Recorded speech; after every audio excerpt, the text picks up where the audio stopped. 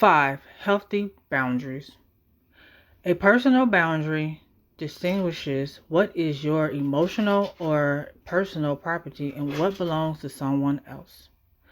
The book Boundaries by Henry Cloud and Dr. John Townsend.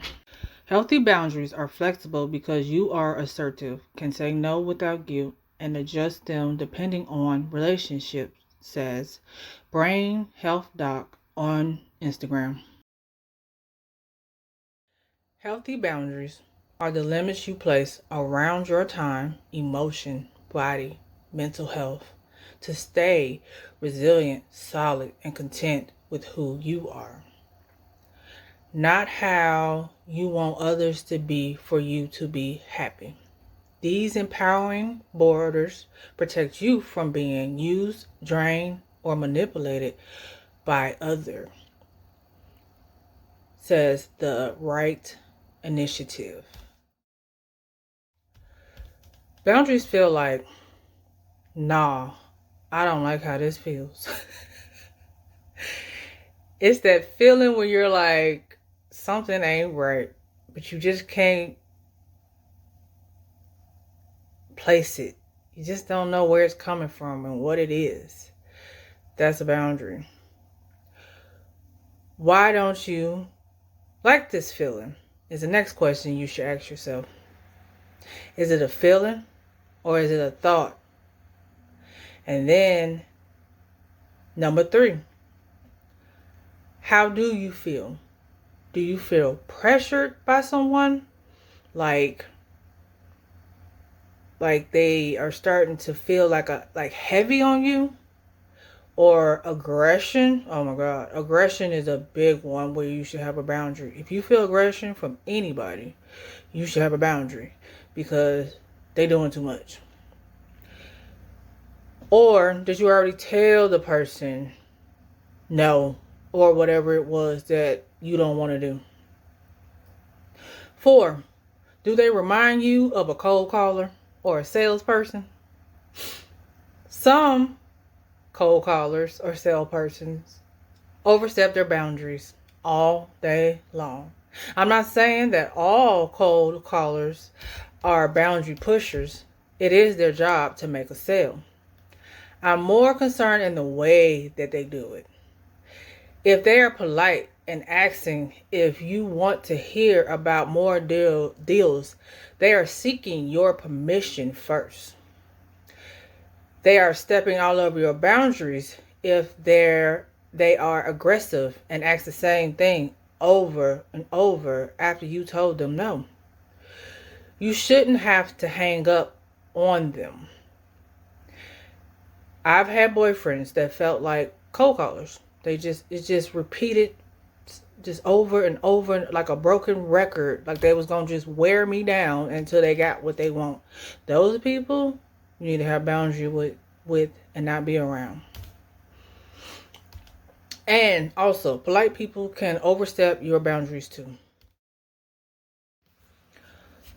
Why is it important to protect yourself? It's disrespectful when people push your boundaries. No one is going to protect you like you protect yourself. We live in a society that ignores, rewards, and romanticizes crossing boundaries. Some people don't have integrity and make excuses for their bad behavior. So you must always protect yourself. The minute somebody decides to use any manipulation tactics to get something out of you or to get you to do something for them, they are crossing your boundaries because you come to the conversation expecting them to be truthful and they're coming to manipulate you. They have negative intention. It's great to be kind and trusting, but setting boundaries keep you safe and respected. Anyone with a problem with your boundaries is someone you can't trust. Now we're going to talk about the 10 laws of boundaries from Boundaries by Dr. Henry Cloud and Dr. John Townsend. 1. The law of sowing and reaping. Our actions have consequences. This is the basic law of life. When a person without boundaries steps in for an irresponsible person, you stop them from their consequences. You end up paying physically, emotionally, and spiritually. I have paid so much for other people who were irresponsible because I wanted them to have better than they wanted for their selves. Number 2, the law of responsibility. We are responsible to each other, but not for each other. We are to love one another, not to be one another. I can't feel your feelings for you. I can't think for you. I can't believe for you. I can't work through your disappointments that limits bring you. In short, I can't grow for you. Only you can do that. And likewise, you can't grow for me. There have been so many times in my life that I wanted to save a lot of people so that they wouldn't have the disappointments that they probably needed in their lives. And that only left me exhausted and feeling unloved and unappreciated. Number 3, the law of power. We have power over some things. We don't have power over others, including changing people. Let me tell you, I tried to change my mother, my boyfriend, my kids. I tried to change everybody. I wanted everybody to be better people. I wanted them to want better out of life and do better in life. And it only left me upset, tired, angry, and realizing that I can't change them. They only can change themselves. And if they don't want it, then why am I trying to get it for them? The serenity player. God grants me the serenity to accept the things I cannot change. Meaning, other people, your past, anything outside of you. The courage to change the things I can. Meaning, inside of you, your response to people who are acting a certain way. And responsibilities that you have. And the wisdom to know the difference, which is the hardest, because sometimes you may not know what's yours and what's somebody else's. My default is always no for everything. If you don't know, no. You can influence people by changing yourself so that their destructive patterns no longer work for you. I will say that is true. I have changed who I am and became a better person and had made boundaries, and people have had to change to be around me, and they don't like it, especially when they're used to you not having boundaries. Number 4, the law of respect. If we wish for others to respect our boundaries, we need to respect theirs. And that's where I learned that I didn't respect other people's boundaries because I was all in their business. So that was me not respecting their boundaries and what they wanted for their life. I thought I knew what they should want and need, because I knew for sometimes that it was easier for them. Well, I thought it was easier for them. Respect other people's choice and freedom is a gift. Our real concerns with each other should not be, are they doing what I would do? I did that a lot. Or what I want them to do. I did that a lot. But are they really making a free choice? It's hard to allow people to make free choices, especially when you know that it's not going to end well for them. But all you can do is be there after they make the mistake, to be supportive, but not to take over for them and clean it up. No, not at all. When we accept others' freedom, we don't get angry, feel guilty, or withdraw love when they set boundaries with us. Nope, because we know we got boundaries, they got boundaries, and you know what? That's okay. Accepting others' freedom make us feel better about our own. It does. You become way more freer. Way more. Step 5, the law of motivation. This one got me because everything was about motivation. We must be free to say no before we can wholeheartedly say yes. And I always felt like I couldn't say no. So I probably should have never been saying yes to everything I was saying yes to. If you are not setting boundaries, what is the emotion behind it? A lot of the time it was empathy for other people and what they're going through and what they are not doing to make their situations better.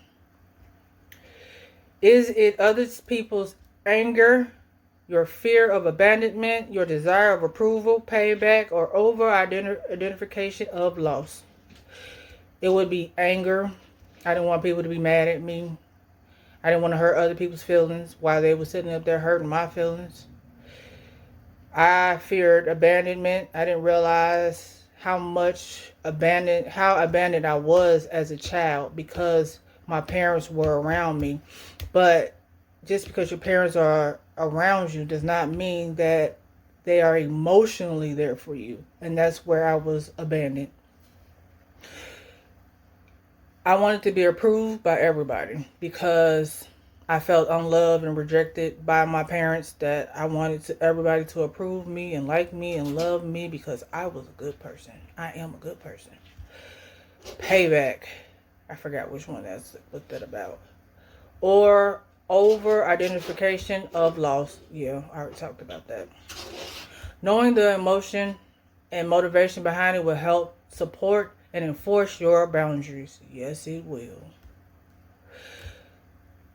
Number 6, the law of evaluation. We need to evaluate the pain our boundaries cause others. Knowing the difference between hurtful and helpful can help with these effective boundaries. Let me tell you, when I told everybody no, everybody was mad, and sometimes it might have been hurtful, which I found out later. And now I know how to make helpful boundaries instead of hurtful boundaries, because I went from being passive to probably aggressive.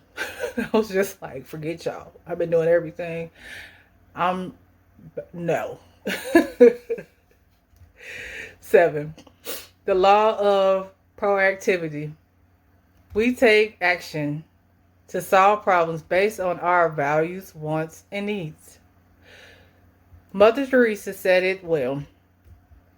I was once asked why I don't participate in anti-war demonstrations, and she said that I will never do that. As soon as you have a pro-peace rally, I will be there. 8, the law of envy. I had this a lot too. I will never get what we want. We will never get what we want if we focus outside our boundaries until what others have. Coming from a poor and I would say middle class poor parents, I would say that I focused on what everybody else had. I wanted the nicest houses, the nicest cars, I wanted to be like everybody else. I was trying to figure out why, I'm such a nice person. I don't understand why I'm not getting these things, and I'm a hard worker. I do a good job. I take care of my kids. And instead of accepting me for who I am and where I was at and in my boundaries, and making what I had better for me and my children so I could be happy. If we are focused on what other people have accomplished or have in their lives, We are neglecting our own responsibilities. So true. Because when you use all that energy focused on everybody else, you're not using it for you. This can leave people with weak boundaries feeling empty and unfulfilled. I was so empty and unfulfilled for most of my life. Taking action is the way out. My problem was I was always taking action and I felt like I was not getting enough out of the action that I was doing. But I wasn't willing to not be authentic to get it. And that was it. I think I was more angry because I was not willing to do what other people did to get those things that I wanted to. Number 9, the law of activity. We need to take the incentive to set limits rather than be passive. So true. I was so passive. I didn't set limits. I just let people just say and do and until I just got tired. And when I got tired, then I got assertive and then I started pushing back, but it took a lot. It took a lot for me to set limits.